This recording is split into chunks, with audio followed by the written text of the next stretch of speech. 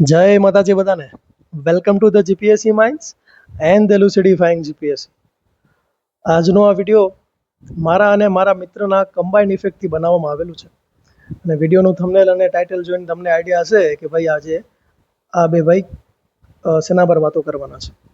ઠીક છે. વિડીયોનું mainly objective વિશે વાત કરું તો અમારા બંનેનું ઓબ્જેક્ટિવ એવું રહેશે કે ભાઈ તમે એક્ઝામ્સમાં કઈ એવી મિસ્ટેક્સ છે તેને અવોઇડ કરી અને જો પેપર લેન્ધી આવે તો તમે એવા જે અટેમ્પ્ટમાં રિસ્ક કઈ રીતે મિનિમાઇઝ કરીને તમારા ઇઝીલી 5 થી 6 માર્ક્સ ગેઇન કરી શકો એના પર જ વધારે ફોકસ છે.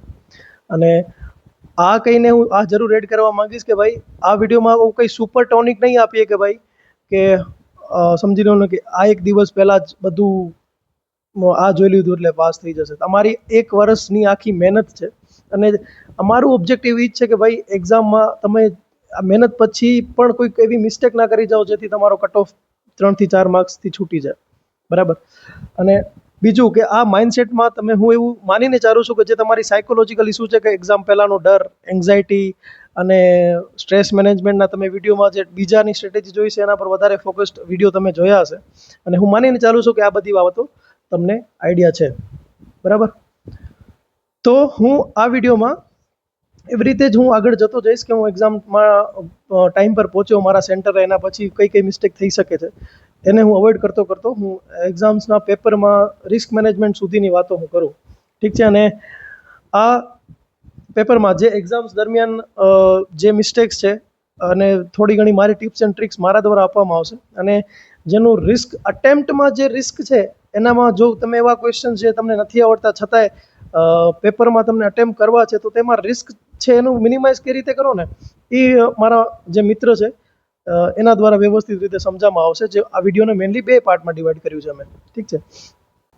સો હવે આપણે વિડીયોના મેઇન પોઈન્ટ પર આવીએ કે એક્ઝામની એન્ટ્રીથી કરીને એક્ઝિટ સુધી કઈ કઈ મિસ્ટેક થઈ શકે છે એનું આપણે શું શું ધ્યાન રાખવું જોઈએ એના પર આપણે એક એક વસ્તુ પર ડિસ્કસ કરતા જોઈએ. તો મેનલી આ તમારા પાસે બધા ડોક્યુમેન્ટ્સ અને તમારા વેપન્સ છે. હું માનીને ચાલું છું કે તમે બધી આ વસ્તુની ધ્યાન રાખી હશે.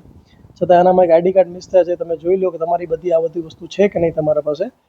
તો આ વસ્તુનું ધ્યાન રાખો. આના પર વધારે ડિસ્કસ નહીં કરું. સાથે મેનલી એક્ઝામનું ગેટ 10:15 વાગે ક્લોઝ થઈ જશે તેના પહેલાં ખાસ કરીને પહોંચી જજો કે પછી એન્ટ્રી નહીં મળતી એક્ઝામ માટે. તો 10:15 વાગે થી પહેલાં એટલીસ્ટ 9:30 વાગ્યા સુધી તમે પહોંચો અને એક્ઝામ હોલ પર આરામથી પહોંચી તમારી બધી એન્ટ્રી થઈ જાય, વ્યવસ્થિત રૂમમાં બેસી જાઓ એવું ધ્યાન રાખો.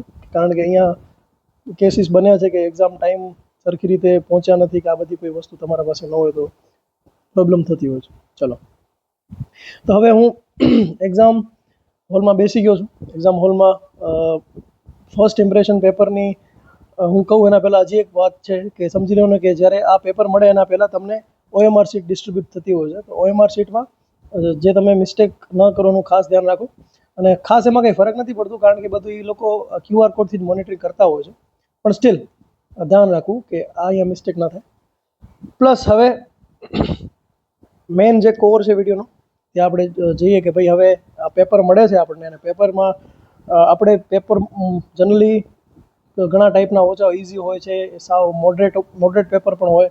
અને હું આ જે પેપર ક્લાસ 1-2ની એક્ઝામ છે ને પ્રીવિયસ પેપરના એક્સપિરિયન્સ પરથી કહી શકું છું કે પેપર લેન્ધી અને ટફ આવશે. કે સમજી લો ઓલમોસ્ટ 70 to 80 પેજનું મોટું પેપર અને પ્લસ ટફનેસ પેપરમાં હશે. તો આ જ પેપર પેટર્નને હું ધ્યાનમાં રાખી અને આગળની બાબત હું કહેતો જઈશ. ઠીક છે. હું માનું છું કે પેપર ટફ છે અને લેન્ધી પણ છે. તો મેનલી આપણે ટાઈમ મેનેજમેન્ટ કઈ રીતે કરવું જોઈએ આવા પેપરમાં બેઝિકલી વાત કરું તો કે ભાઈ મારા ખ્યાલથી સમજી લો કે જે એક્સ્ટ્રા ઓર્ડિનરી લોકો છે કે જે જો બહુ લેન્ધી પેપર આવે છે તો તમારા પાસે આખું પેપર 2 કલાકમાં પૂરો કરીને કલાકવાર બેઠા હોય બહુ એક્સ્ટ્રા ઓર્ડિનરી લોકો હોતા હશે. બટ હું માનું છું કે પેપર મેનલી એકવાર માંડ પૂરું થાય એટલી એવી સ્પીડમાં બધા હશે. તો જો પેપર બહુ લેન્ધી હોય ને તો તમે ક્વેશ્ચનને એક જ વાર રીડ કરી શકો જેટલો ટાઈમ છે. ત્યારે જ ઓન ધ સ્પોટ તમે ડિસિઝન લેવું પડે કે ભાઈ આને ટિક કરવું છે, સ્કીપ કરવું છે કે રિસ્ક લેવું છે, જે તમારા કરવું હોય તો. મેનલી આ બાબત ધ્યાન રાખી કે જો પેપર બહુ લેન્ધી છે તો તમને પાછું રિવ્યૂ કરવાનો ટાઈમ લગભગ નહીં મળતું હોય. બાકીના વિડીયોઝમાં તો કદાચ જોયું હોય કે પેપરમાં જે તમારે અત્યારે નથી ટિક કરવું એમાં બબલ કરીને ફરી પાછું આવો. બટ જનરલી આ ટાઈમ નથી મળતું હોતું. તો આ બાબતનું ખાસ ધ્યાન રાખવું.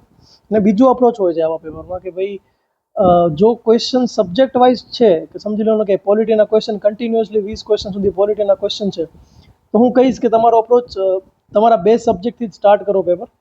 કે પેપરને પહેલો જોઈ જાઓ કે બધા ક્વેશ્ચન્સમાં સિક્વન્સ વાઇઝ છે કે આડાવડા છે. જો આડાવડા હોય તો પછી જે પહેલું ક્વેશ્ચનથી છેલ્લા ક્વેશ્ચન અથવા છેલ્લેથી પહેલે જે તમારો અપ્રોચ હોય. બાકી જો સબ્જેક્ટ વાઇઝ કરવું હોય તો વેલ એન્ડ ગુડ છે કે સબ્જેક્ટ વાઇઝ તમારે જે ફાવટ છે એટલે થોડુંક આપણે કમ્ફર્ટેબલ ફીલ થઈ જાય એક્ઝામ પહેલાં. અને સાથે આ બધી બેઝિક બાબત છે. એના પછીના જે કોર ક્વેશ્ચન છે ને અટેમ્પ કેટલા કરવું એના પછી હું આવું છું. બટ આ જે બેઝિક છે પહેલાં પતાવી દો. બીજું OMR આપણે જે ફીલ કરતા હોઈએ એનામાં શું મિસ્ટેક થતી હોય કે જો પેપર લેન્ધી હોય તો સમજી લો સાથે OMR રાખીએ તો આ જે બબલ ફીલ કરતા હોઈએ છીએ તો સમજી લો 21નો 22માં પૂરાઈ જાય અને 22નો 23માં પૂરાઈ જાય, એવી રીતે મિસ્ટેક થાય છે. તો એને મેં કઈ રીતે મિનિમાઇઝ કરી છે કે ભાઈ 50 ક્વેશ્ચન સોલ્વ કરી પેપરમાં અને 50 ક્વેશ્ચન પછી હું OMR ફિલ કરવા બેસું અને પછી 50-50ના સ્લોટમાં 4 સ્લોટમાં ડિવાઈડ કરી દઉં. એ રીતે હું OMR પૂરું કે એનામાં ભાઈ જે મારી અટેમ્પ્ટ જે કરવાની જે મિસ્ટેક્સ છે એ મિનિમાઇઝ થઈ શકે. કારણ કે આજ મોરઓવરલી 60 to 70% જે ભાઈઓ છે અથવા બહેનો છે એ લોકો મિસ્ટેક કરતા હોય કે ભાઈ 3 થી 4 ક્વેશ્ચન એવા થઈ જાય કે મિસ્ટેક થઈ જતા હોય. તો આ બાબતનું ખાસ ધ્યાન રાખવું. અને કોઈ પણ સિંગલ ક્વેશ્ચનમાં 1.5 મિનિટથી વધારે ટાઈમ ન લાગે. જો બહુ મોટો ક્વેશ્ચન હોય તો 2 મિનિટથી વધારે આપણે ટાઈમ ન દઈએ એવી રીતે અપ્રોચ રાખતો. કોઈ એક ક્વેશ્ચન પર સ્ટિક ન થઈ જતા, કન્ટિન્યુઅસલી મૂવ કરતા રહેતો વિથ ડિસિઝન લઈને કે ભાઈ હવે પેપર લેન્ધી છે, ટિક કરું, સ્કીપ કરું, રિસ્ક લઉં. ચલો પેપરનું અટેમ્પ્ટ કરવાનું પોઈન્ટ કવર કર્યું કે ભાઈ આટલા પોઈન્ટ બાબત ધ્યાનમાં રાખવાની છે.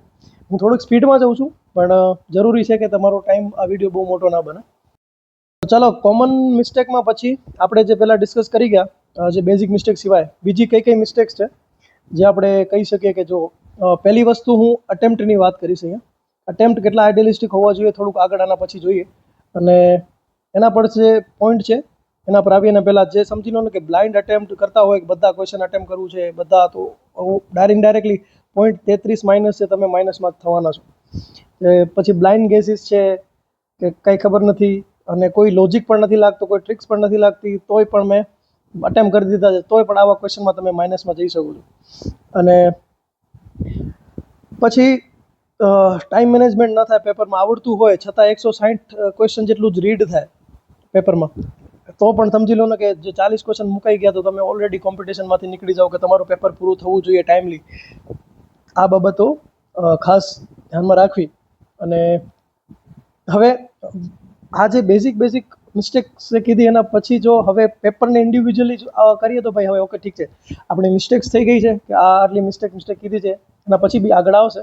બટ હવે પેપરમાં અટેમ્પ્ટ કરું છું તો અટેમ્પ્ટમાં મારી આઈડિયલિસ્ટિક રેન્જ કઈ છે તમને બધાને ખબર જ હશે કે મારી આ રેન્જ છે.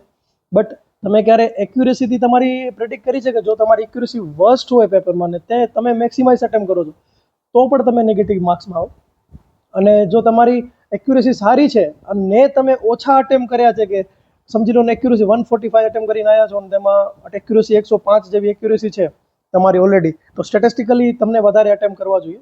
અને મોરઓવર હું એ વસ્તુને માનું છું કે જો તમને ભલે ક્વેશ્ચન્સ જેટલા આવડશે એટલા ટીક કરો, એ પણ મિથ છે કે જો તમે 120 ક્વેશ્ચન આવડતા હોય ને એટલા ટીક કરીને આવ્યો તોય તમે મેરિટમાંથી બહાર નીકળી જાઓ. તો અટેમ્પ્ટ રાખવાના છે, પ્લસ રિસ્કને કઈ રીતે મિનિમાઇઝ કરવાનું છે એ પણ ખાસ બાબતમાં ધ્યાન રાખીએ. તો ચલો એક બાય મેથ્સ મેં એક કેલ્ક્યુલેટર બનાવ્યું છે, એ આપણે કવર કરી જ લઈએ કે બધાને આ કેલ્ક્યુલેટર મારા ટેલિગ્રામ ચેનલ પર મળી જશે.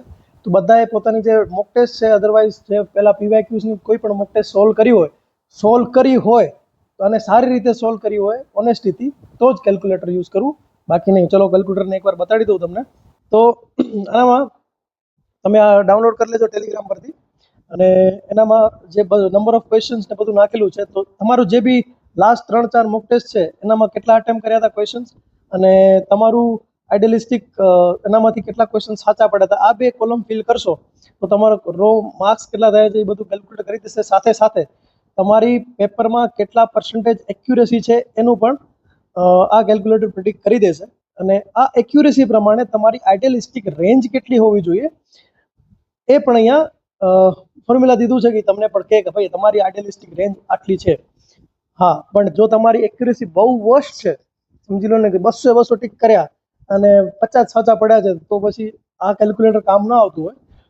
તો પોતાની એટલે હું આ વસ્તુને કહેવા માંગુ છું કે ભાઈ અટેમ્પ્ટ કરવું એક સાયન્સ જરૂર છે, કે મેથેમેટિક્સથી આપણે સ્કોરને એક્યુરેસી પ્રમાણે વધારી જરૂર શકીએ છીએ, પણ સાથે સાથે પેપરમાં સાયકોલોજીકલ જે એડવાન્ટેજ છે કે સાયકોલોજીકલ બી પેપર રીતે અટેમ્પ્ટ થતા હોય છે. તો આ સાયકોલોજી પ્લસ મેથ્સનો યુઝ કરીને તમારી આઈડિયલિસ્ટિક રેન્જ તમારે તે ખબર હોય છે કે આટલા અટેમ્પ્ટ કરવાના છે. પછી અટેમ્પ્ટ પેપર પર પણ જ બેઝ હોય કે પેપર કેટલું આવે છે એના પરથી કરીએ. બટ આ વસ્તુ તમને યુઝફુલ થઈ શકે છે કે ભાઈ તમારી મેથ્સની રીતે એક્યુરેસીની રીતે તમારી રેન્જ કેટલી છે. પ્લસ બીજી કઈ બાબતો ધ્યાનમાં રાખવી જોઈએ ને જે સાયકોલોજીકલ પાર્ટ છે એ મારા કલીગ જે કવર કરશે. તો ચલો અમે અટેમ્પ્ટની વાત કરી લીધી છે, બ્રીફમાં વાત કરી છે. આપણે આગળ જઈએ વિડીયોમાં.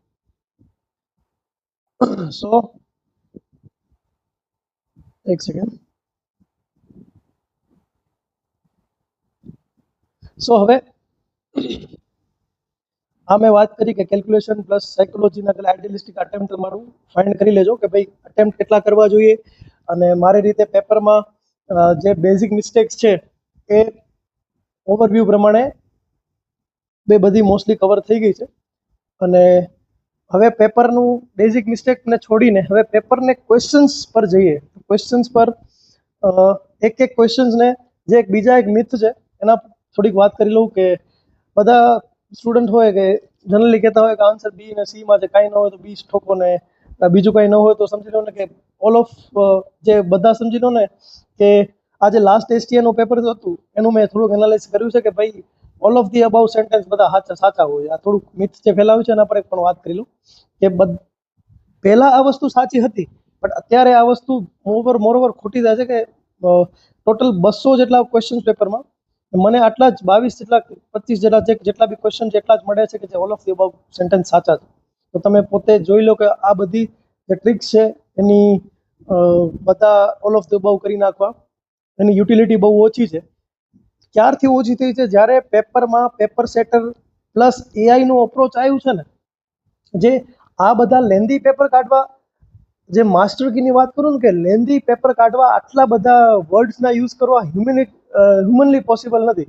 આ બધા જે પેપર સેટરો છે જે એઆઈનો યુઝ કરીને પેપર ફ્રેમ કરે છે અને 80 to 85 ક્વેશ્ચન્સ પેપર એઆઈ દ્વારા જ બનાવવામાં આવે છે.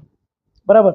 તો આ બધા જે all of the about tick કરવાના પહેલાં થોડુંક આ જોઈ જજો કે લાસ્ટલી ભાઈ મેં એનાલાઇઝ કર્યું છે એ પ્રમાણે આટલું આમાં છે કે ભાઈ આટલા જ 200માંથી ટોટલ 200 ક્વેશ્ચનમાંથી પણ આગળ હું જ કહું કે સેન્ટેન્સ વાઇઝ કેટલા ક્વેશ્ચન હોય છે.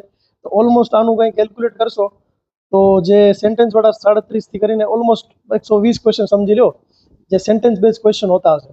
આ ત્રણનું કેલ્ક્યુલેટ કરીએ તો 50 ને 120, ચલો ને 2 સેન્ટેન્સથી ઉપરવાળા સેન્ટેન્સ આપણે સેન્ટેન્સ સ્ટેટમેન્ટવાળા ક્વેશ્ચન જઈએ તો 120 જે ક્વેશ્ચન્સ છે એનામાંથી જો તમારા 22 જેટલા ક્વેશ્ચન સાચા પડતા હોય તો તમે પ્રોબેબિલિટી જોઈ શકો છો કે ઓલ ઓફ ધી અબાઉના સેન્ટેન્સમાં ટ્રેપ હોય છે અત્યારે. બટ અત્યારે વળી પાછો કદાચ ચેન્જ કરી નાખે પેપરમાં એ બી થઈ શકે છે. બટ આવા જે ચીપ ટ્રિક્સ છે ને ઓલ ઓફ ધ અબાઉ કરી નાખું જલ્દી એ કરવાનું અવોઇડ કરજો. ચલો, તો આપણે આ વાત કરી અને જો આગળના અપ્રોચમાં જે આપણા ભાઈ શીખવાડવાના છે એનામાં જે એલિમિનેશન ટેક્ટિક જે અકોર્ડિંગ ટુ પેપરમાં જે સાયકોલોજીનો યુઝ કરવાનો છે એનામાં પણ આ વસ્તુ ધ્યાનમાં રાખજો કે મેં 3 પેપરનું જે ક્રક્સ કર્યું છે એસટીઆઈનું મેં એક્ઝામ્પલ આપ્યું છે. બટ જનરલી મેં પેપર હિસાબે કહ્યું છે કે આ એક એસટીઆઈ પેપરના એક્ઝામ્પલમાં 60%માં ડી આવતું હોય છે અને 29% અને 30% જેટલું એ સીમાં ડિસ્ટ્રીબ્યુશન વધારે છે. ડિસ્ટ્રીબ્યુશનના આને કોઈ બ્લાઇન્ડલી ફોલો કરવાની વસ્તુ નથી. ભાઈ નથી આવડતું તો એ ઓર સી જોઈએ ને ડી તો નથી જ પૂરવાનું, આ નથી. બટ જે એલિમિનેશન ટેક્ટિકમાં આ વસ્તુ ધ્યાનમાં જરૂર રાખવી કે આન્સરમાં એ આવતું હોય, સી આવતું હોય, જો એ પ્રમાણે આન્સર બનતા હોય છે જે ડી એલિમિનેટ થઈ જતો તો પોસિબિલિટી હોઈ શકે છે આ બાબતમાં પણ. આ થોડુંક હું એને મારી ચીપ ટ્રિક્સ કહી શકું કે ભાઈ આ એક ડિસ્ટ્રીબ્યુશન બતાડ્યું તમે કે આના પરથી તમે આ ન ધારી લેતા કે ભાઈ આન્સર એ ઓર સી માં જ ના આવડે તો ટિક કરી દેવું. બટ આ વસ્તુ તમને જ્યારે આગળના વિડીયોમાં તમે મારા જે ભાઈ છે એ વિડીયો કવર કરાવશે તો તેનામાં થોડી ઘણી હેલ્પફુલ થઈ શકે છે, એટલે મેં આવી રીતે ડિસ્ટ્રીબ્યુશન જોયું છે. આ મેં એક વસ્તુનું નથી જોયું, ટોટલ જેટલા લાસ્ટના પેપર થયા છે 12 થી કરીને 13 પેપરમાં બધા આન્સર ડિસ્ટ્રીબ્યુશન મેં જોયું છે, તો એ પ્રમાણે છે. ચલો તો હવે આ કવર થઈ ગયું. ને બીજું કે જે આજે મેં જે એસટીઆના પેપરમાં સેન્ટેન્સ બેઝ ક્વેશ્ચનનું એનાલિસિસ કર્યું છે કે 3 સ્ટેટમેન્ટવાળા ક્વેશ્ચન કેટલા છે, 4 સ્ટેટમેન્ટવાળા ક્વેશ્ચન કેટલા છે, 2 સ્ટેટમેન્ટવાળા ક્વેશ્ચન કેટલા છે. તો હોઈ શકે છે કે જે જીપીએસસીની એક્ઝામ છે એનામાં 4 સેન્ટેન્સવાળા ક્વેશ્ચન્સનો પોર્શન વધારે હોય. તો આ વસ્તુ સેન્ટેન્સ બેઝ એનાલિસિસ કરવાનો મતલબ શું કે આપણે એવા સબ્જેક્ટને આઈડેન્ટિફાય કરી શકીએ જેનામાં ફેક્ચ્યુઅલ કે એક સેન્ટેન્સના ક્વેશ્ચન્સ વધારે હોય છે. તો આમાં જોઈ લેજો કે ભાઈ જે ઇકોનોમિક્સનો કોઈ પાર્ટ છે એનામાં 1 સેન્ટેન્સ અને 2 સેન્ટેન્સના ક્વેશ્ચન વધારે છે. પછી સાયન્સના પોર્શનમાં જે 1 સ્ટેટમેન્ટના ક્વેશ્ચન વધારે છે. તો આ પેટર્ન ફોલો થાય છે કે સમજી લો કે જે પર્ટિક્યુલર સબ્જેક્ટ છે એ પ્રમાણે સેન્ટેન્સ ફોર્મેશન આવી રીતે થતી હોય છે હમણાંના પેપરમાં. બટ તમે આ પેપરમાં જો ક્લાસ 1-2ના પેપરમાં જો સેન્ટેન્સ ફોર્મેશન 4 ને 5 સેન્ટેન્સમાં બી થાય જો બહુ લેન્ધી પેપર બનાવવું હોય તો. બટ આ કંઈ આના પરથી તમે આ બ્રીફ થોડું ઘણું આઈડિયા જોઈ લઉં કે ભાઈ ઇકોનોમિક્સનો પોર્શન જોઈ લઉં અને કલ્ચર અને મેથ્સનું પોર્શન જે સેન્ટેન્સવાળા જે ક્વેશ્ચન જોવે કે સાવ નાના ક્વેશ્ચન છે, એકવાર ઉપરથી જોઈ લેવા કે ભાઈ નાના ક્વેશ્ચન છે કે નહીં આ પેપરમાં ક્યાં. તો કદાચ મારા પાસે ટાઈમ ઓછું હોય તો આવા જ જલ્દી ક્વેશ્ચન થઈ જાય એના પર થોડોક હું સારી રીતે કામ કરી શકું. એટલે જ મેન ઓબ્જેક્ટિવ એ છે કે લાસ્ટના ટાઈમ મેનેજમેન્ટમાં કદાચ ક્વેશ્ચન રહી જતા હોય તો જો બેઝિક જે 1 થી 2 સેન્ટેન્સના ક્વેશ્ચન છે એ કયા સબ્જેક્ટના છે એ આઈડેન્ટિફાય હું કરી દઉં. ઠીક છે. તો હવે મેં સમજી લો ને કે જે આજનો લાસ્ટનો દિવસ છે એનામાં તમારે શું ધ્યાન રાખવું જોઈએ કે ભાઈ પ્રિપરેશન થઈ ગઈ છે બધી બાબતમાં. તો એક તો પોતાની જાત પર અને પોતાની પ્રિપરેશન પર કોન્ફિડન્સ રાખો કે ભાઈ આટલું મહેનત કરી છે 1 વર્ષમાં, તો 1 દિવસમાં કંઈ ચેન્જ બી નહીં થઈ જાય અને 1 દિવસમાં આગળ કંઈ નથી કર્યું 1 પણ દિવસમાં પાસ પણ નહીં થઈ જાઉં. પણ થોડું ઘણું મેથ્સ બહુ ઇઝી હોય છે પેપરમાં, તો મેથ્સ અત્યારે આખો દિવસ મેથ્સનું મેં PDF મોકલી દઈશ આપણા ગ્રુપમાં, તો એ સોલ્વ કરી જજો. અને બીજું જે આપણા ભાઈ કવર કરાવશે જે એલિમિનેશન મેથડ, તો એક કોઈ પણ લાસ્ટ યર PYQનું પેપરને સેલ્ફ પ્રેક્ટિસ પણ જરૂર કરવી, કારણ કે જે આ સાયકોલોજીકલ અપ્રોચ છે ને એ પ્રેક્ટિસથી આવતો હોય છે કે આવા ક્વેશ્ચન્સ પ્રેક્ટિસ કરો ને તો તમને આ જે ટ્રેપ્સ છે કે આ સેન્ટેન્સ ખોટું હોઈ શકે છે તમે આઈડેન્ટિફાય કરી શકો. અને આ જ રીતે બીજું કે આ જે આગળનો વિડીયો જે ભાઈ કવર કરાવશે એનામાં એક થરલી પ્રેક્ટિસ હોવી જરૂરી છે. અને પ્લસમાં આ બધું શું કામ થઈ શકે છે ખબર છે કે આ જે સેન્ટેન્સમાં જે આપણે પકડાઈ જાય છે કે આ સેન્ટેન્સ શું કામ ખોટું છે કે આ કોઈ લોજિક નથી લાગતું, સેન્સ નથી લાગતું, એનું મેઇન કારણ છે હ્યુમન ઇન્ટેલિજન્સ. કારણ કે આ બધા પેપર છે ને AI દ્વારા બનાવવામાં આવે છે, AI થી પેપર ફ્રેમ કરે છે. તો આપણે જો ક્વેશ્ચન્સને સરખી રીતે ઓબ્ઝર્વ કરીએ ને તો જે પર્ટિક્યુલર આપણી જે સાયકોલોજી છે ને પેપરવાળાની કે ભાઈ ક્વેશ્ચન્સથી કરીને ઓપ્શન જ મેચ ન થતા હોય એટલે વર્ક કરે છે કે human intelligence is still better than the AI right now for the paper solving point of view. તો આ આગળનો અપ્રોચ હું જ્યારે હું ભાઈને કહું છું કે એ આગળથી તમને અપ્રોચ ક્લિયર કરાવશે કે હવે આપણે મોર ઓવર બ્રીફલી બધું ડિસ્કસ કરી ગયા છીએ, બટ હવે જે એલિમિનેશન ટેકનિક છે, રિસ્ક મેનેજમેન્ટ છે કે ભાઈ મને અટેમ્પ્ટ કરવા છે, મારા અટેમ્પ્ટ ઓછા થઈ ગયા છે, પણ છતાંય હું કઈ એવી ટેકનિક્સથી યુઝ કરી શકું જે વિડીયોનું કહેવાય ને કે મોસ્ટ ડિમાન્ડિંગ પાર્ટ છે કે પેપરને રિસ્ક મેનેજમેન્ટ કઈ રીતે મિનિમાઇઝ કરી શકું, એના પર હું એના એક્સપર્ટ ભાઈને લ્યુસિડિફાઈડ જીપીએસસી વાળાને ઇન્વાઇટ કરીશ કે ભાઈ તમે અહીંયાથી આગળ વિડીયો કન્ટિન્યુ કરો.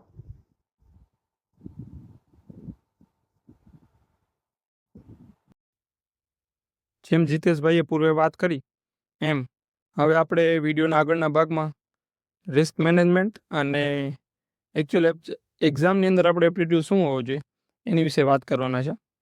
તો અહીંયા તમને થોડી એક્ઝામની હોલની અંદર જે આપણી સ્ટ્રેટેજી હોવી જોઈએ એ વિશે વાત કરીશ. અને એના પછી અમુક ક્વેશ્ચન સોલ્વ કરાવીશ કે જેમાં આપણે લોજિક અપ્લાય કરવાનું છે. આ પેપર લાસ્ટ હમણાં જે 10 તારીખે ટેકનિકલનું જીએસ પેપર લેવાનું છે એનું છે. અને એમાં જે અમુક ક્વેશ્ચન છે જે ખૂબ લેન્ધી છે અથવા તો વિદ્યાર્થીઓને ઘણીવાર એ સોલ્વ કરવામાં પ્રોબ્લેમ આવતી હોય છે. તો એને કેવી રીતે હેન્ડલ કરી શકાય અને એવા ક્વેશ્ચન જો આપણે આગળની એક્ઝામમાં પણ આવે તો કેવી રીતે એને હેન્ડલ કરવા એ વિશે હું વાત કરીશ. અને આ જે હું અત્યારે લોજિક તમને સમજાવવાનું છું એ તમારે આજના દિવસે પેપરમાં અપ્લાય કરવાના છે. મતલબ કે તમે જીપીએસસીની 1-2ની એક્ઝામનું કોઈ પેપર લો અથવા તો જે હમણાં એસટીએનું લાસ્ટ પેપર લેવાનું છે એ જે લેન્ધી છે અને જો આ 10 તારીખે લેવાનું છે એ પેપરમાં જો તમે અપ્લાય કરવું હોય તો એમાં કરી શકો છો. તો આપણે આગળ વાત કરીએ હવે. આટલી પ્રિલિમ્સ આપ્યા પછી મને એક વાત સમજાણી છે કે જીપીએસસી એ માત્ર નોલેજની ગેમ નથી પણ એમાં માઇન્ડની પણ ઘણી બધી ઇમ્પેક્ટ પડે છે.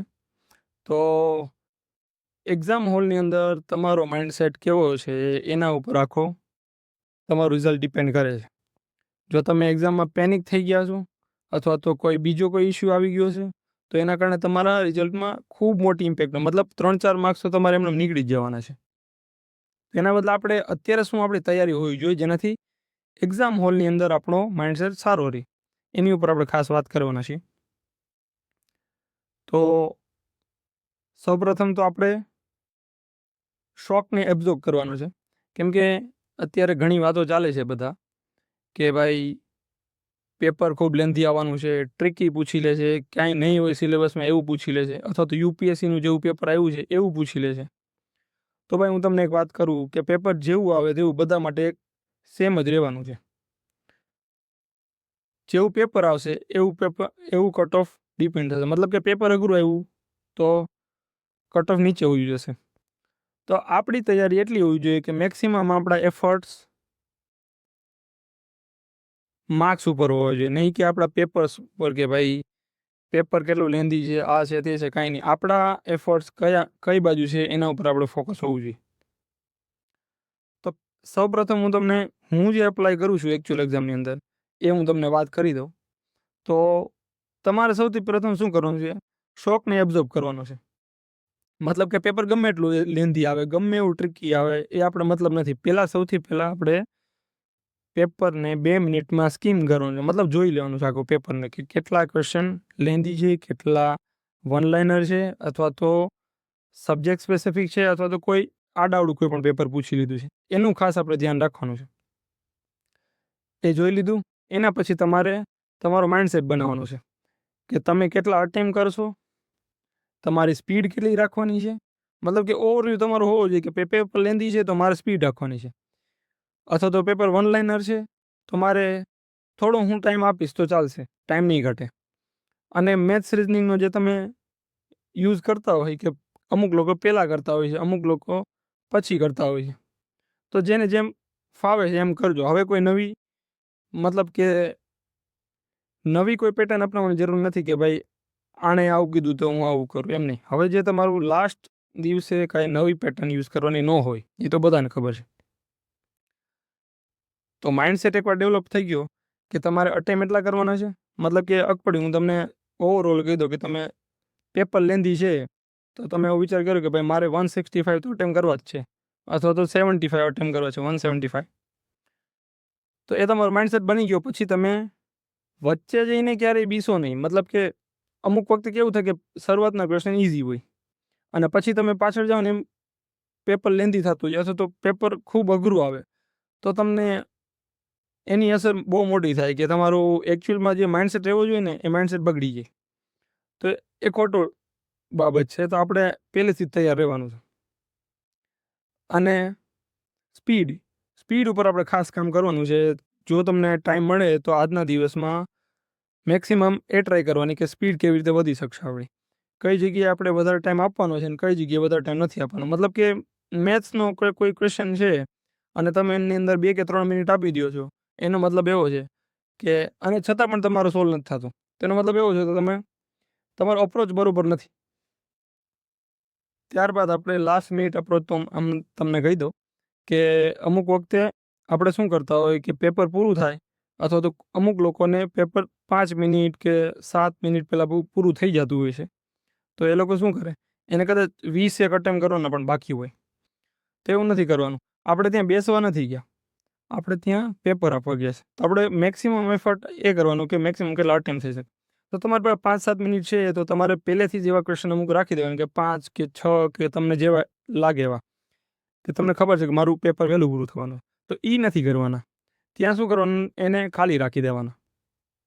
અને પછી શું કરવાનું કે લાસ્ટ 5-6 મિનિટ છે તો 2-3 મિનિટ જે શરૂઆતની છે એની અંદર તમારે અટેમ્પ્ટ કરવાનું ટ્રાય કરવાનું. જો તમારો અટેમ્પ્ટ થઈ ગયો એનો મતલબ તમારો સાચો. 2 કે 3 ક્વેશ્ચન જો આવી રીતે કરશો તો 2 ક્વેશ્ચન મતલબ 2 માર્ક્સ, મતલબ તમે કટ ઓફમાં ઘણા આગળ નીકળી જશો. અને લાસ્ટ 2 મિનિટ છે ને તમારા પાસે 3-4 જ કરવાના બાકી છે, મતલબ તમે આરામથી કરી દેશો, કોઈ પ્રોબ્લેમ નહીં આવે. તો આ પ્રોજેક્ટ યુઝ કરજો ખાસ, તો કદાચ તમારા 2 કે 3 માર્ક્સ એમને વધી જશે. ત્યારબાદ આપણે લોજિક અપ્લાય કરવાના છે. અહીંયા આ પેપર તમને કીધું એમ 10 તારીખે લેવાયેલું છે, 10/5/2026ના દિવસે. અને કોમન જનરલ સ્ટડીઝ પેપર છે, મતલબ ઘણી બધી ટેકનિકલની પેપર હતા. એની અંદર આ કોમન એક જીએસનું પેપર લેવાયેલ છે. તો હું બધા ક્વેશ્ચન સોલ્વ નહીં કરાવું, અમુક ક્વેશ્ચન મેં સિલેક્ટ કરેલા છે જે કદાચ તમને ડિફિકલ્ટ પડી શકે સોલ્યુશનમાં. તો ત્યાં કેવો માઇન્ડસેટ બનાવવાનો છે એ આપણે ખાસ ધ્યાન રાખવાનું છે. આ માઇન્ડસેટને તમારે આજના દિવસે કોઈ પણ પેપર લઈ લો જીપીએસસીનું, એની અંદર અપ્લાય કરવાનું છે કે આવો ક્વેશ્ચન આવે તો મારો માઇન્ડસેટ શું હોય. મતલબ તમે પોસિબલ હોય તો આ કરી શકો, કેમ કે આ કોઈ એક દિવસમાં આવી એવું પરમ જ્ઞાન નથી. મેં વર્ષ દિવસ પ્રેક્ટિસ કરી છે ત્યારે અમારી પાસે આવ્યું છે. તમારે શું કરવાનું, મેક્સિમમ યુટિલાઇઝેશન આ વિડીયોનું કરવાનું છે. અને હું જે ક્વેશ્ચન સોલ્વ કરાવું એને તમારે તમારા પેપરની અંદર અપ્લાય કરવાનું છે. મતલબ તમે ખાલી 2 માર્ક્સ પણ જો વધારી લીધા આ ટેકનિકથી અથવા તો લોજિકથી, મતલબ તમે કટ ઓફ પાર કરી લેશો. અને આ 2 માર્ક્સ ખૂબ ઇમ્પોર્ટન્ટ છે. એ જે 0.5થી કે 0.25થી જે રહી ગયા હોય એને ખ્યાલ હોય કે 2 માર્ક્સનું કેટલું ઇમ્પોર્ટન્ટ છે. તો આજના દિવસે તમે ખાલી પીવાયક્યુ કરજો. આ જે પેપર મેં આપેલું છે, આ પેપર આપવું તો આ પેપર આપજો, અથવા તો કોઈ બીજું પેપર પણ આપી દેજો. તો હું મેં જો સિલેક્ટેડ છે ક્વેશ્ચન એ જ આપીશું અત્યારે. તો ક્વેશ્ચન છે, 12મી સદીનો ભદ્રકાળી શિલાલેખ શા કારણે સમાચારમાં હતો? ભાઈ મને ખબર નથી કે ભાઈ ભદ્રકાળી શિલાલેખ ક્યાં છે. મને એ નથી ખબર કે ભાઈ એની હારે શું રિલેટેડ છે. મને એનાથી મતલબ નથી. મારે ક્વેશ્ચન સોલ્વ કરવો છે, મને નથી આવડતો છતાં પણ સોલ્વ કરવો છે. તો હું મારું લોજિક અપ્લાય કરીશ. એમાં શું કીધું છે, ચાલુક્ય હેઠળ ગુજરાતના દરિયાઈ વેપારનું વર્ણન કરે છે. નથી ખબર, આગળ વધો. શાસકો દ્વારા બૌદ્ધ સ્તૂપોની રચનાનો પુરાવો પૂરો પાડે છે. નથી ખબર. સોમનાથ મંદિરના ઐતિહાસિક સ્થાપત્ય કલાના વિકાસને પ્રમાણિત કરે છે. નથી ખબર. દિલ્હી સલ્તનત દ્વારા રજૂ કરાયેલ વહીવટી સુધારોની નોંધ લે છે. નથી ખબર. પહેલી વસ્તુ એ કે ભાઈ નોલેજની ગેમ નથી આની અંદર. જો કદાચ તમને આવડતું હોય તો તમને મુબારક છે, તો તમારે કરવાનો છે સીધો, કોઈ લોજિક અપ્લાય નથી કરવાનું. નથી આવડતું એના માટે છે આ બધું. શું વાત કરી અહીંયા, એ ચાલુક્ય કદાચ હોઈ શકે. બીમાં શું કીધું, બૌદ્ધ સ્તૂપોની રચનાનો પુરાવો પૂરો પાડે. ભાઈ ભદ્રકાળી છે એનો મતલબ બૌદ્ધ નહીં હોય, ભદ્રકાળી નામ હિન્દુ છે, એટલું બધાનું લોજિક લાગે છે, મતલબ બી નહીં આવે. અને ડીમાં શું કીધું, દિલ્હી સલ્તનત, મતલબ ભાઈ દિલ્હી સલ્તનત વાળા શું કામ ભદ્રકાળી નામ રાખે, કોઈ લોજિકલ વાત જ નથી આની અંદર. ડી નીકળી ગયો. ચાલુક્ય હેઠળના ગુજરાત દરિયાઈ વેપારનું વર્ણન કરે છે. ભાઈ વેપારનું વર્ણન લોજિકલ રીતે આપણે જોવા જઈએ ને તો શિલાલેખની અંદર એ લોકો સ્થાપિત નહીં કરે.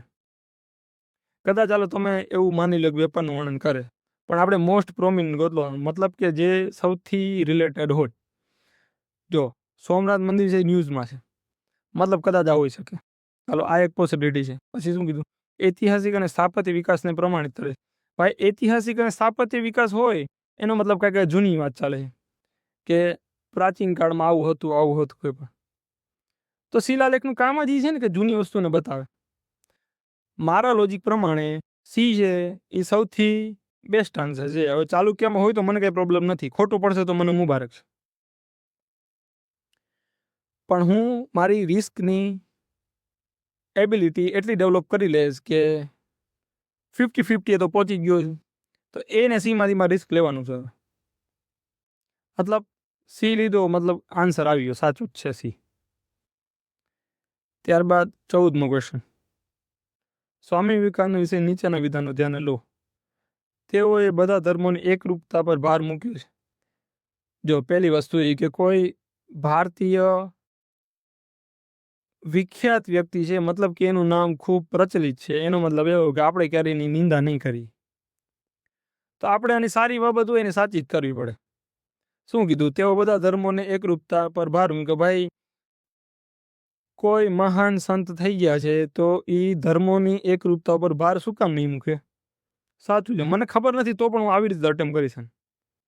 તેઓ બાકીના વિશ્વ સાથે સંપર્ક ગુમાવવા બદલ ભારતીયોની આલોચના કરે છે. આ સ્ટેટમેન્ટમાં ઘણા લોકોને ડાઉટ થાય કે ભાઈ આ ખોટ બોલશે, પણ આ સ્ટેટમેન્ટ સાચું છે. શું કામ? ભાઈ લોજિક અપ્લાય કરવાનું. સ્વામી વિવેકાનંદનું આપણું બેઝિક નોલેજ છે કે ભાઈ વિદેશમાં ગયા હતા અને એને સ્પીચ આપી હતી અને ઘણું બધું કર્યું હતું. અહીંયા શું કીધું કે બાકીના વિશ્વ સાથેનો સંપર્ક ગુમાવવા માટે. મતલબ એવું કહે છે કે ભારતના લોકો છે એને બાકીના વિશ્વ સાથે કનેક્શન નથી બેસાડ્યું, એના લીધે સ્વામી વિવેકાનંદ આલોચના કરે છે. તો એકદમ રિલેટેડ વાત છે. સ્વામી વિવેકાનંદ એટલે જ તો બહાર ગયા હતા કે ભાઈ બહાર આપણું દેશ વિશે અથવા તો આપણી સંસ્કૃતિ વિશે બધાને ખબર પડે. તો અને એમણે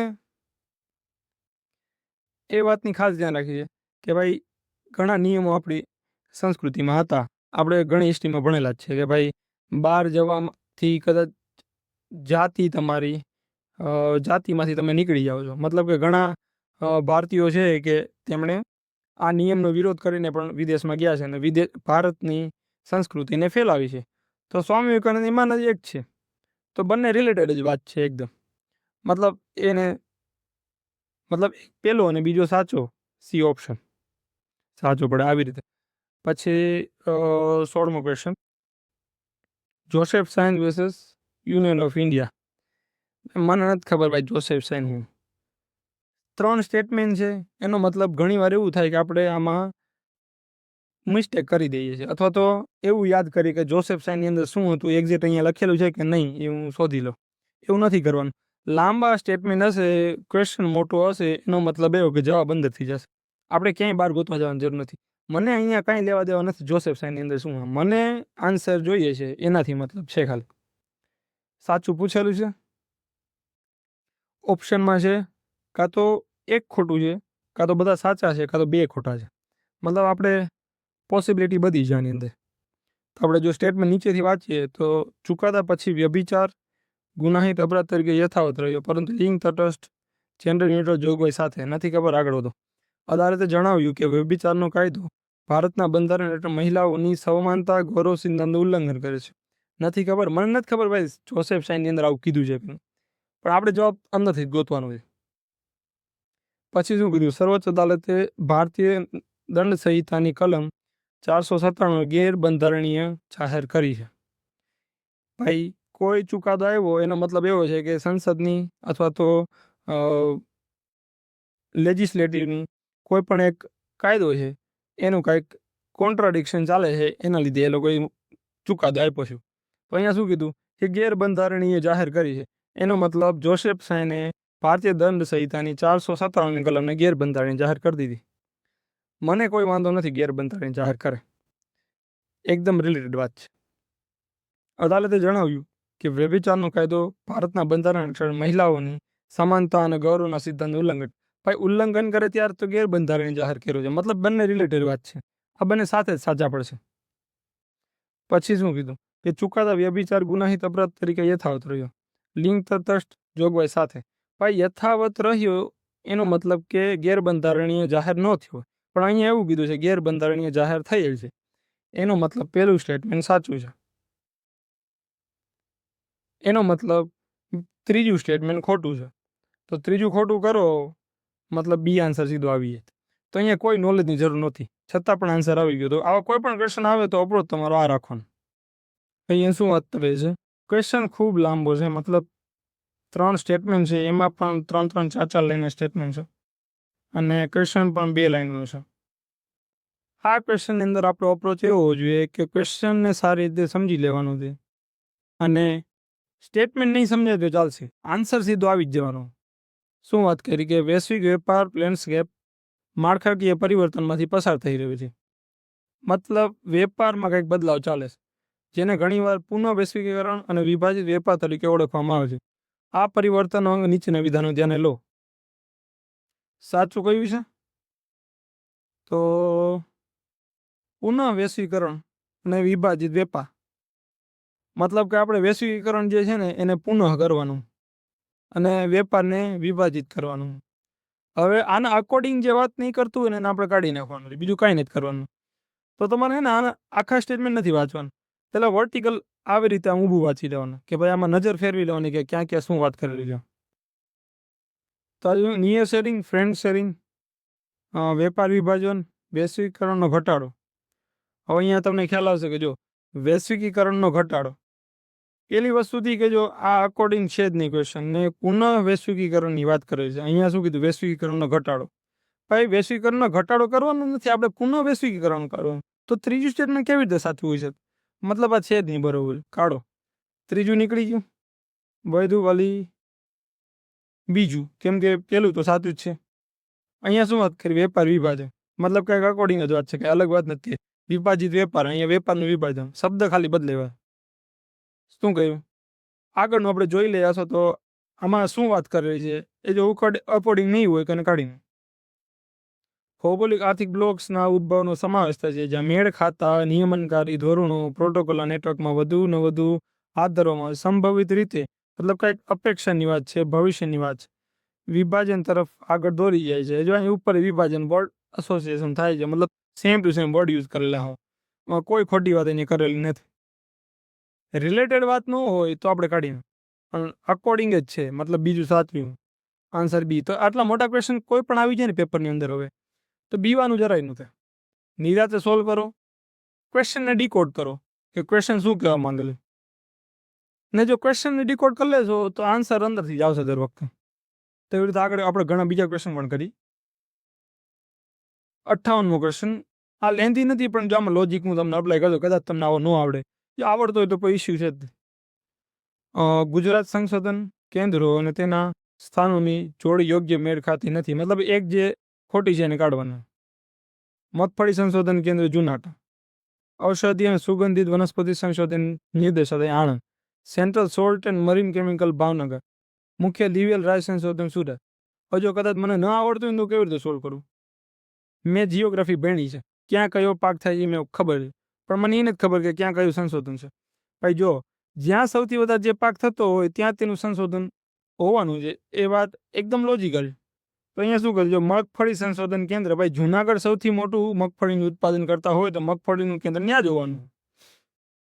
લોજિકલ વાત છે. જો કદાચ આપણે ખોટા હોય તો ખ્યાલ આવી જશે, કેમ કે આપણે આગળ જે સ્થાન છે અને જે પાક છે એ બરોબર નહીં મેચ થતું હોય તો એને આપણે કાઢી નાખવાનું. ઔષધિ અને સુગંધિત વનસ્પતિ સંશોધન નિર્દેશાલય આણંદ, મને નથી ખબર કે ભાઈ ઔષધિ સુગંધિત ત્યાં થાય છે કે નથી. પછી શું એ central salt and marine chemical research, ભાઈ મરીન વાત છે, મતલબ દરિયાનું કંઈક છે, તે ભાવનગરમાં દરિયા કિનારે રડે છે, મતલબ આમાં ઇલોજિકલ કાંઈ છે નહીં. મુખ્ય દિવેલ અને રાય સંશોધન કેન્દ્ર, ભાઈ મને એટલી ખબર છે કે સુરતની અંદર શેરડીનું ઉત્પાદન થાય છે, અથવા તો જે સૌથી વધારે પાણીનું શોષણ, મતલબ કે પાણીનો યુઝ કરતું હશે એવો ઉત્પાદન થશે, કારણ કે સુરતમાં પાણી પુષ્કળ છે. અહીંયા શું વાત કરી કે દિવેલ અને રાય, મતલબ આ એક શુષ્ક પાક છે, મતલબ જ્યાં પાણી ઓછું હોય ને ત્યાં આ પાક થાય. મને લોજિકલી ખબર છે કે આ બનાસકાંઠામાં થાય છે, મતલબ જ્યાં પાણી ઓછું લે. તો ભાઈ સુરત આવીને શું કામ એ સંશોધન રાખવું? એનું બનાસકાંઠામાં કોઈ પાક થાય છે એનું સંશોધન સુરતમાં થાય છે, એ કેવી રીતે લોજિકલ છે? આવી રીતે તમારું લોજિક કરો કે અપ્લાય કરવાનું છે, મતલબ આ ડી આનો આન્સર છે. એ રીતે આગળ જોઈએ તો 4 શ્રમ સંહિતા શું કીધી? તમામ 4 શ્રમ સંહિતા 21 નવેમ્બર 2025 થી અસરકારક બનાવ્યું છે. આ સંહિતાઓ વર્તમાન શ્રમ કાયદાઓ નીચેનામાંથી વ્યાપક ક્ષેત્રોમાં એકત્રિત કરે છે. મતલબ એને સીધું કીધું છે કે આપણે વ્યાપક ક્ષેત્ર જ ગોતવાના છે, બીજી કાંઈ આપણે આડાવડી વાત કરવાની. મને ભાઈ કાંઈ લેવા દેવા નથી કે આ ક્યારે અપ્લાય થયો છે, ક્યારે 4 શ્રમ સંહિતા આવી છે, મને એનાથી કાંઈ લેવા દેવા નથી. શ્રમને રિલેટેડ વ્યાપકની વાત નહીં હોય એને હું કાઢી નાખીશ.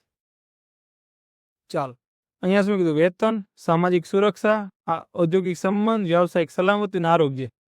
આમાં કોઈ સંકીર્ણ વાત નથી.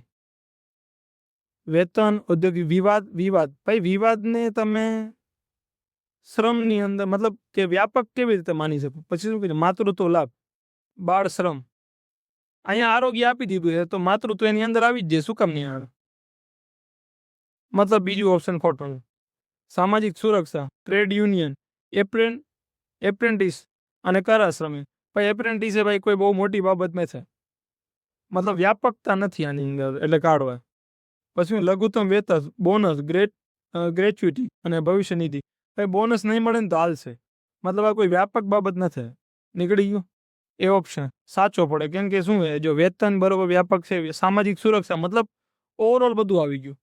બીજું ઔદ્યોગિક સંબંધ ની અંદર બધું આવી ગયું કે ભાઈ તમારા માલિકની સાથે કેવું રિલેશન છે, ટ્રેડ યુનિયન છે તો એની સાથે કેવી રિલેશન છે, બધું આવ્યું. પછી વ્યાવસાયિક સલામતી મતલબ વ્યાવસાયિકમાં બધું આવી ગયું. આરોગ્યની અંદર દરેક વસ્તુ આવી ગઈ. જે આ બધી વસ્તુ એટલી આપેલી છે ને, બધી વસ્તુ આની આ ઉપરના દરેકની અંદર આવી ગઈ. તો આપણે એ ઓપ્શન શું કામ નહીં કરીએ? કરવાનું જ છે, ન આવડે તો એ કરવાનું છે. લોજિક દર વખતે અપ્લાય કરવાનું છે, કોઈ બ્લાઇન્ડ ગેસ નથી કરવાનું. તમે રિસ્ક લીધો છે અટેમ્પ કરવાનો, તો ભાઈ સારી રીતે રિસ્ક લ્યો ને. ખોટો બ્લાઇન્ડ ગેસ શું કામ કરવાનું? આની અંદર તમારો ફાયદો એ થશે કે તમે જેમ કે 10 ક્વેશ્ચન બ્લાઇન્ડ ગેસ કરો ને, તમારા 5 સાચા પડતા હોય એના બદલે તમારા 8 સાચા પડશે. 3 માર્ક્સ તમારા રોકડા કોણ આપશે? બધા આજ તો કટ ઓફ ની આગળ લઈ જશે. પછી આગળમાં શું છે? પરીક્ષા પે ચર્ચા વિશે નીચેના વિધાનો ધ્યાન લો. પરીક્ષા પે ચર્ચા એટલી મને ખબર છે કે મોદીજી કંઈક કોન્ફરન્સ મતલબ કે કંઈક છોકરાઓની સાથે વાત કરે છે એવું કંઈક છે. ચાલો, શું કીધું? પ્રધાનમંત્રી સાથે સંવાદ કરવાની તક મળે છે. ચર્ચા છે તો સંવાદ કરવાની તક શું કામ નહીં મળે? તો ચર્ચામાં સામસામે ચર્ચા થાય ને, કોઈ એક વ્યક્તિ બોલે તો એ તો સ્પીચ થઈ ગઈ. મતલબ આ અકોર્ડિંગ વાત છે. તેમાં ફક્ત 10મા અને 12મા વિદ્યાર્થીઓ ભાગ લઈ શકે છે. કાંઈક લિમિટ છે, વાત આલે આપણે આગળ કાંઈ નથી કપાય. વિદ્યાર્થીઓમાં પરીક્ષા પહેલા વધતા તાણ, ભય, ચિંતા ઘટાડવા શરૂ કરેલા રાષ્ટ્રીય કાર્યક્રમ છે. તાણ, ભય, ચિંતા ઘટાડવા શરૂ કરેલો રાષ્ટ્રીય કાર્યક્રમ. જો પેલી તો રાષ્ટ્રીય છે, તાણ, ભય ને ચિંતા. ભાઈ વિદ્યાર્થીઓની એક્ઝામની અંદર પ્રોબ્લેમ ન આવે, મતલબ કે સારી રીતે એક્ઝામ આપી શકે, એના માટે થઈને હળવી ચર્ચા કરે કે ભાઈ તમારી એક્ઝામ છે એ કોઈ જીવનમાં બહુ મોટી વાત નથી, તો શું કામ તાણ અને ભય અને ચિંતા ઘટશે ને? સાચી વાત છે. અહીંયા શું કીધું? ફક્ત 10 અને 12. ભાઈ 8મા ધોરણના વિદ્યાર્થી ભાગ શું કામ નહીં લઈ શકે? એના જીવનમાં એક્ઝામ નથી, મતલબ કે એના ધોરણમાં એક્ઝામ નથી. 9મા ધોરણના શું કામ નહીં લઈ શકે? 11મા ધોરણના શું કામ નહીં લઈ શકે? 10મા 12મા લે એવું કોઈ જરૂર નથી. મતલબ બીજું સ્ટેટમેન્ટ લોજિકલી સાચું નથી બોલ. મતલબ આન્સર આવશે બી, 1 અને 3 સાચે. આવી રીતે ધારો કે લોજિક અપ્લાય કરો, યાદ કરવાની ટ્રાય ન કરો કે ભાઈ 10મા 12મા હતું કે નહીં, 8મા 9મા હતું કે નહીં. એનાથી આપણને કોઈ મતલબ નથી. આપણે એક્સ્ટ્રીમ વર્ડ ગોતો, લોજિક અપ્લાય કરો અને તમારા જે તમે રિસ્ક લ્યો છો એને સારી રીતે ઓપ્ટિમાઇઝ કરો. ત્યારબાદ એક છેલ્લો ક્વેશ્ચન જોઈ લઈએ. કારખાના વિધેયક 2025. જો અમે એવા જ ક્વેશ્ચન લીધા છે કે જે કદાચ કોઈને કરંટ ના હોય તો ન આવડતા હોય તો કેવી રીતે અટેમ્પ કરી શકે. ભાઈ કારખાના વિધેયક 2025 ને મને કોઈ લેવા દેવા નથી કે ક્યારે આવ્યો છે, 2025માં આવ્યો, 26માં આવ્યો, મને કોઈ મતલબ નથી. મને એટલો જ ખાલી ખબર છે લોજિકમાં કે ભાઈ કારખાના અધિનિયમ ગુજરાત સુધારા, મતલબ સુધારો કર્યો એટલે કાંઈક પોઝિટિવ બાબતે સુધારો કર્યો હોય, કાંઈક ખામી હોય ને સુધારો કરે. પછી શું વિધેયક, મતલબ એનાથી કાંઈ મને મતલબ નથી. સાચું પૂછ્યું છે. આ સુધારો માત્ર મહિલાઓ માટે કરવામાં આવે છે. મહિલાઓ માટે શું કામ ભાઈ? કારખાનાની અંદર ખાલી મહિલાઓ થોડી કામ કરે છે, પુરુષો કામ કરે છે, તો એના માટે સુધારો શું કામ નહીં આવે? મતલબ ઇલોજિકલ વર્ડ છે એકદમ. જો હું આની અંદર કોઈ તમને નોલેજ નથી આપતો કે ભાઈ કારખાનામાં ભાઈ પુરુષ અને મહિલા બંને હોય તો આ નહીં આવે, એવી વાત નથી. અહીંયા લોજિકની વાત છે સીધી. પછી શું કીધું કે તે મુજબ મહિલાઓને રાતે 7 વાગ્યાથી 6 વાગ્યા સુધી કામ કરવાની છૂટ આપવામાં આવી છે. મતલબ કંઈક પોઝિટિવ વાત કરી છે કે પેલા મહિલાઓનો લિમિટેડ ટાઈમ હતો, એના બદલે હવે કંઈક નવી છૂટ આપી દીધી છે, મતલબ પોઝિટિવ કંઈ વાત કરી. એ તો સુધારો કર્યો તો કંઈક નવું એડ કરવાના જ છે ને. મહિલાઓના કામમાં વધારો છે, મતલબ કે કલાકમાં વધારો છે, તો મહિલાઓને ફાયદો જ થશે ને, શું કામ ફાયદો નહીં થાય? લોજિકલ વાત છે, બીજું સ્ટરને સાચવ્યું. તો આવી રીતે તમારે દરેક ક્વેશ્ચન અટેમ્પ કરવાના છે અને તમારે જે રિસ્કની એબિલિટી છે એને સારી રીતે ઓપ્ટિમાઇઝ કરો, એક્યુરેસી સારી કરો અને સ્કોર મેક્સિમમ લઈ આવો. તો અહીંયા હું મારો જે સેશન છે એને સમાપ્ત કરું છું. તો અહીંયા આપણે આ ચર્ચાને હું અત્યારે સમાપ્ત કરું છું અને મને આશા છે કે તમને બધાને આ મેં જે લોજિક અપ્લાય કર્યું અને જે મેં મારી સ્ટ્રેટેજીની વાત કરી છે એ સમજાઈ ગઈ હશે અને તમે સારી રીતે આજના દિવસમાં એને અપ્લાય કરી શકશો, જેનાથી તમારો માર્ક્સ 5 કે 6 વધી ગયાનો મતલબ તમે કટ ઓફ પાર કરી લેશો. અને મેઇન વસ્તુ ખાસ ધ્યાન રાખજો, એક્ઝામની અંદર કોઈ પણ આવી જાય પેપર, મતલબ કે એ લોકો રોકેટ સાયન્સ પૂછી લે ને, રોકેટ સાયન્સ, તો પણ જરાય ડરવાનું નથી. પેપર બધા માટે સેમ હશે. અઘરું હશે તો બધાને અઘરું લાગશે અને સહેલું હશે તો બધાને સહેલું લાગશે. એનો મતલબ તમારે પેનિક નથી થવાનું. પેનિક થઈ ગયા ને મતલબ તમે જોજો તમારા 2 કે 3 માર્ક તમે ઓટોમેટિકલી નેગેટિવ કરી લેશો. તો આ નથી કરવાનું. આપણે સ્માર્ટ અપ્રોચ વાપરી અને એક્ઝામની અંદર જવાની છે અને સારામાં સારો સ્કોર કરીને પાછું આવવાનું છે. મતલબ એક્ઝામ્પલની બહાર નીકળો, મતલબ તમને સંતોષ થવો જોઈએ, ડરવાની કોઈ બાબત નથી અહીંયા. તો હવે આગળની બાબત આપણને જીતેશભાઈ સમજાવશે. થેન્ક. તો lastly thank you so much to the lucidifieds owner. ભાઈનું નામ નથી લેવાનું અહીંયા, એટલે હું અત્યારે નામ નથી લઈ રહ્યો. બટ જે ભાઈએ ટેકનિક્સ કીધી છે કે જે એક્ઝામમાં એવા ક્વેશ્ચન્સ છે કે ભાઈ તમને નથી ખબર પણ છતાં એની લોજિકલ એલિમિનેટ થઈ જાય છે, તો આ વસ્તુને પોતે તમે પ્રેક્ટિસ કરજો કે કોઈ પણ પેપર લઈને લાસ્ટના પેપરમાં જે છે હું આપણા ટેલિગ્રામ ચેનલમાં અપલોડ કરી દઈશ, એના 50 થી 60 ક્વેશ્ચન્સ પ્રેક્ટિસ કરજો એ પોઈન્ટ ઓફ વ્યૂથી પણ, જેથી તમને સાથે હેલ્પ થઈ શકે કે સાવ નથી બ્લેન્ક છે ઓછો ક્વેશ્ચનમાં પણ છતાંય તમે આવી રીતે અટેમ્પ્ટ કરી શકો છો. ને પર્સનલી આ બધી ટિપ્સ એન્ડ ટ્રિક્સને મેં પોતે વેરીફાઈ કરી છે અને ભાઈએ તો એના પર માસ્ટરી કરી લીધી છે, કારણ કે 1 વર્ષથી આ પેટર્ન એને ઓબ્ઝર્વ કરી છે સારી રીતે. એનું મેઇન કોર શું છે ખબર છે? કે આ ટ્રિક્સ અને ટિપ્સ બધું કામ કરી રહી છે કે આ ક્વેશ્ચન્સ ફ્રેમિંગ એઆઈ દ્વારા થઈ રહી છે. મેં પહેલાં કીધું વિડીયોમાં એ રીતે. તો એઆઈમાં જે ફ્લોઝ છે એની કોરને ભાઈએ પકડી છે. તો આ વસ્તુને એક દિવસમાં માસ્ટરી ન થઈ જાય, બટ 50 થી 60 ક્વેશ્ચન પ્રેક્ટિસ હો તો અપ્રોચ ડેવલપ તો થઈ જાય. કારણ કે મેં પણ આવી રીતે થોડું ઘણું પાછળથી જોયું કે જ્યારે અમારી વાત થઈ દેટ ઇટ્સ વર્કિંગ. અને આ બધું જે આખું વિડીયોનો ક્રક્સ કરીને કહું તો વિડીયોનો મેઇન પોઈન્ટ અમારો એ જ હતો કે ભાઈ તમારી જે કોઈ પણ સિલી મિસ્ટેકના કારણે તમારા જે 5 થી 6 માર્ક્સનો કટ ઓફ મિસ થઈ જતો હોય એને ઇમ્પ્રૂવ કરી શકીએ, તમારા 5 થી 6 માર્ક્સને ઇન્હાન્સ કરી શકીએ, એટલા માટે અમારો એફર્ટ ગયો છે આ વિડીયોમાં. આઈ હોપ કે આ વિડીયો તમને ગમ્યો હોય અને અમારો આ નાનકડો ટ્રાય તમને ગમ્યો હોય. સાથે સાથે એક્ઝામ માટે ઓલ ધ વેરી બેસ્ટ. તમે જેટલી મહેનત કરી છે, બરાબર વ્યવસ્થિત મહેનત કરી છે, બધું વાંચેલું છે, તો એના પર કોન્ફિડન્ટ રહ્યો. એક્ઝામમાં કોઈ ગભરાવાની જરૂર નથી. પેપર જોઈને આવડો મોટો પેપર છે, કઈ રીતે સોલ્વ કરીને શું કરવું ને. બટ જે વસ્તુ અવોઇડ કરવા જેવી છે એ વિડીયો પર મેં કવર કરવાની ટ્રાય કરી છે.